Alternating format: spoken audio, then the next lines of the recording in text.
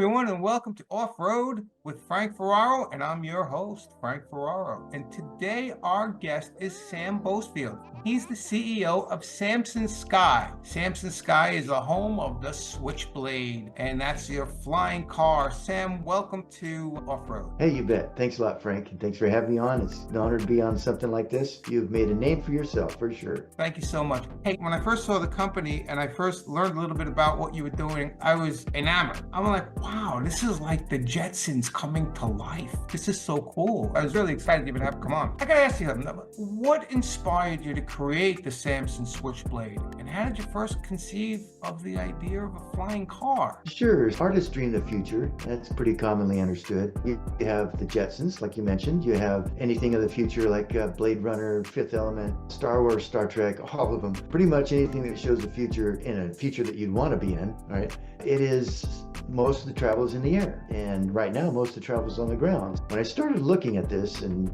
figuring out what's the future, what can we do with, I saw that in the future, of course, yes, up in the air, but right now we're mostly on the ground. How do you deal with that? For me, I figured that for a lot of years we're going to be needing something that does both. It will operate on the ground or in the air, and the reason being, say if you've got the vertical takeoff and landing vehicles, they can operate in the air easily, be just like the Jetsons, right? But the Jetsons had lots of places to land, or they had these little tubes that dropped you down, which we don't have yet. We're not there yet, no.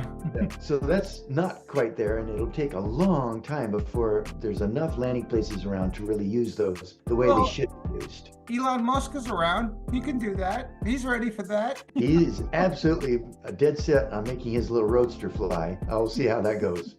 Now, I got to tell you something. What were some of the biggest engineering challenges in developing a vehicle that transitions seamlessly between flying and driving? The biggest problem that we had is we set the bar so high. Most flying car guys, when they design one, they've said, the agreement now is, if it's a flying car, it's a combination vehicle, so it's going to be a mediocre car and a mediocre plane, and that's as good as it can be. Just disagreed. Yeah, we're good. So the one thing that we decided was we're going to set the bar high, and that meant high performance in both modes, because people, in my mind, they'll buy performance over mediocrity any day of the week.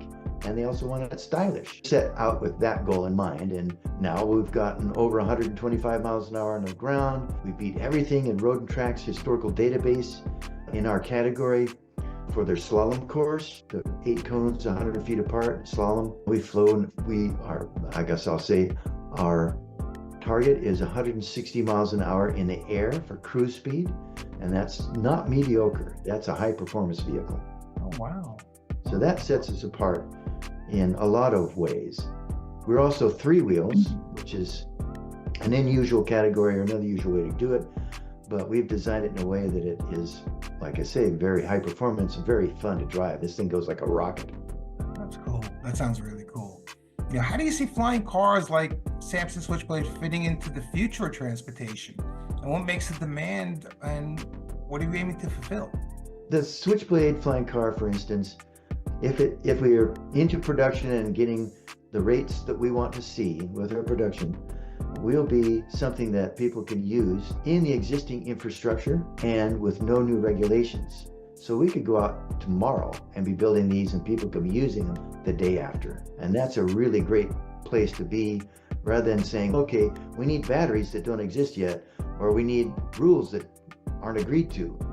We don't need any of that. So that's the biggest part of how we would be ready to go. Yeah, but there are a few things like there's got to be a regulatory landscape. What are some of the regulatory hurdles you faced, and how Samson Sky navigated the evolving rules for air and road travel? Yes, the rules for the ground. So you've got the DOT on one side, rules for the ground, and for a car, they're like a foot thick. They're just huge amounts of rules. We're 3 wheels, so we're classed as a motorcycle.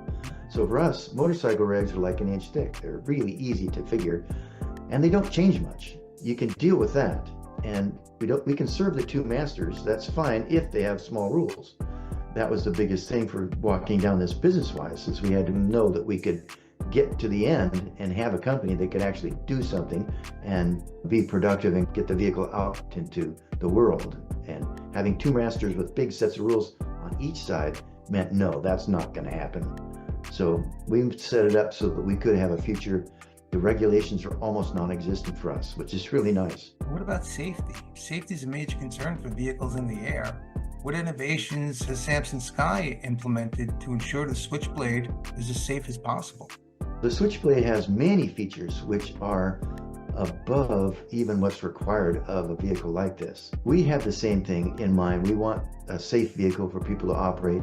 They're going to be a fully enclosed inside the vehicle like a car, and even though we're classed as a motorcycle, not required to have crumple zones, front and rear, side intrusion protection, seat belts even.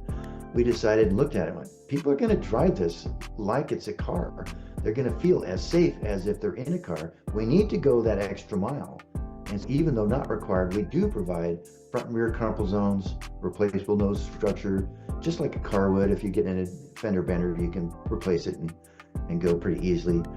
And rollover protection, side intrusion, seat belts, of course. We drew the line at airbags because we couldn't find a manufacturer of airbag that would, you got airbags on the ground, that's fine, and they're very useful and helpful. But you get an airbag up in the air and you hit some turbulence and it bounces the vehicle, that airbag goes off, you can't fly anymore. That's not good. That's not good. No, that's not good. That's not good. We haven't found that one a solution yet. We're still looking. But we also have one other feature which is very critical for things in anything that flies, and it's better than most out there. And we can drive or fly. So if you're flying along and the weather turns bad in front of you, not per what the weather forecast was, you're not stuck like you are in a plane. You can just drop down at the closest airport, drive underneath the weather, and when you're beyond it, pop up the end again and keep going.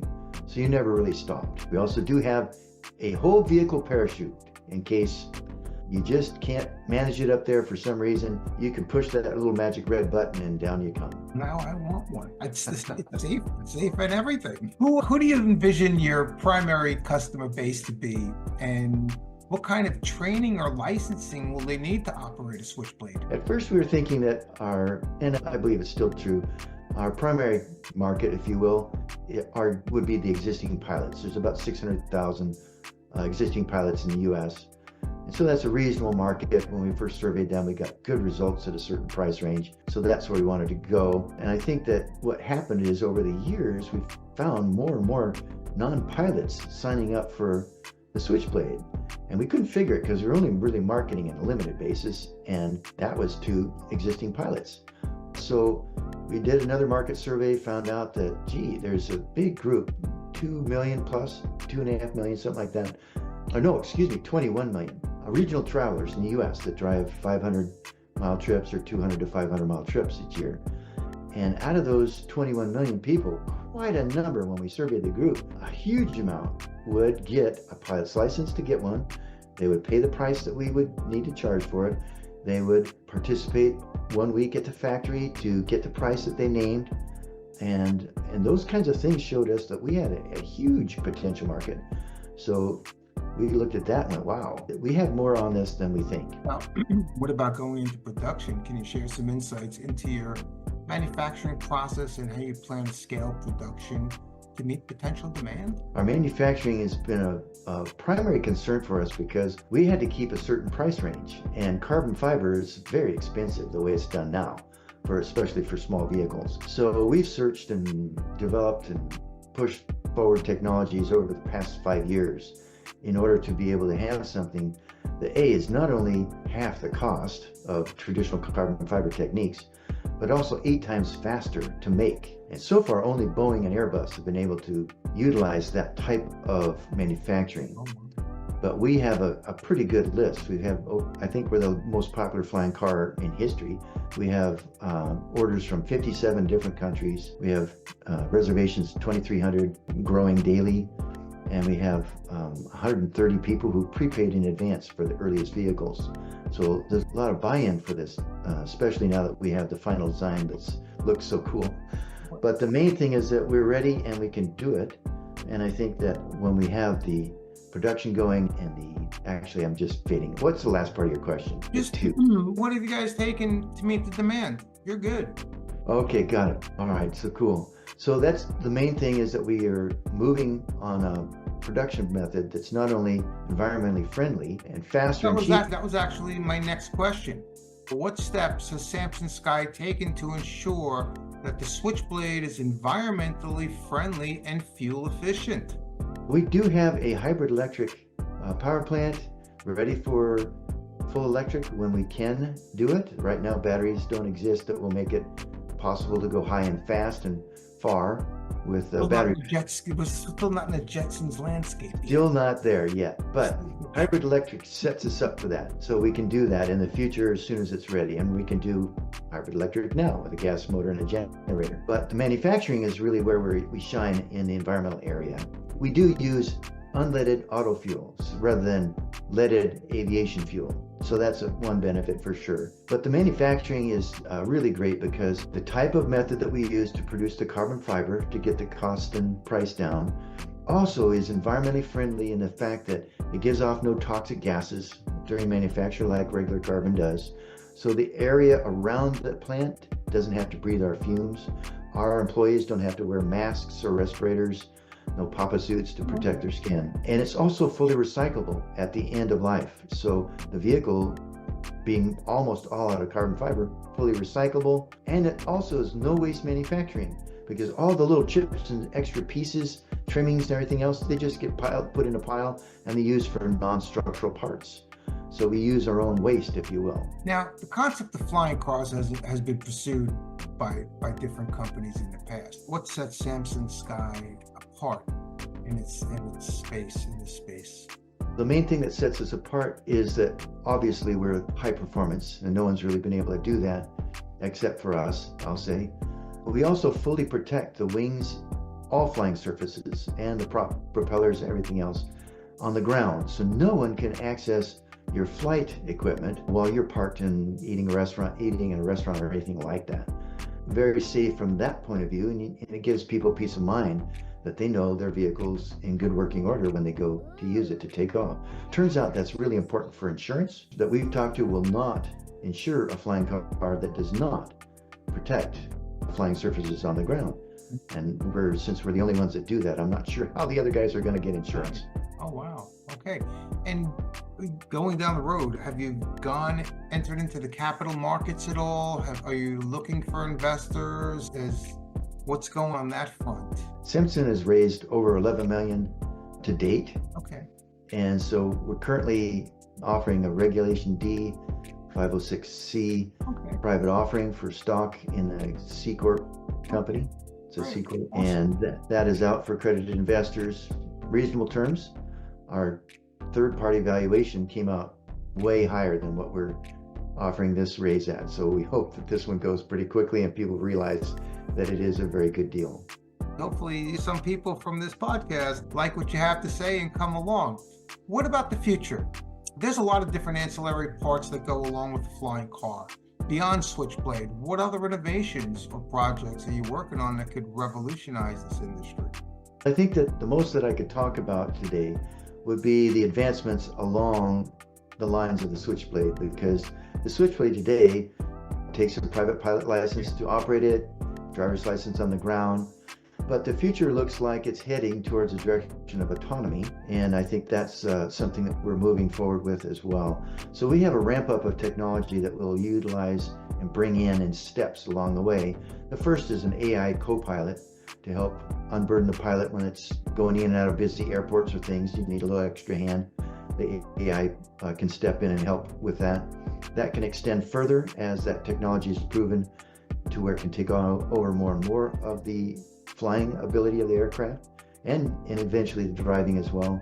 They're already doing autonomous cars. Autonomous flying is easier actually to accomplish. So that's really what we look forward to is moving that route.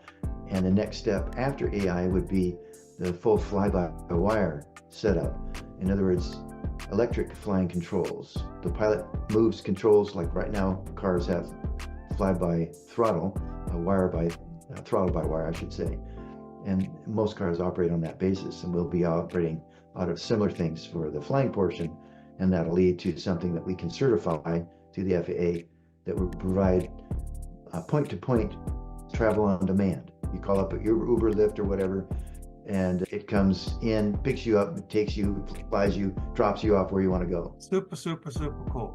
Sam, I want to thank you for coming on Off-Road today. And if anybody wants to get in touch with you, what is the website that they can reach? SamsonSky.com, SamsonSky.com.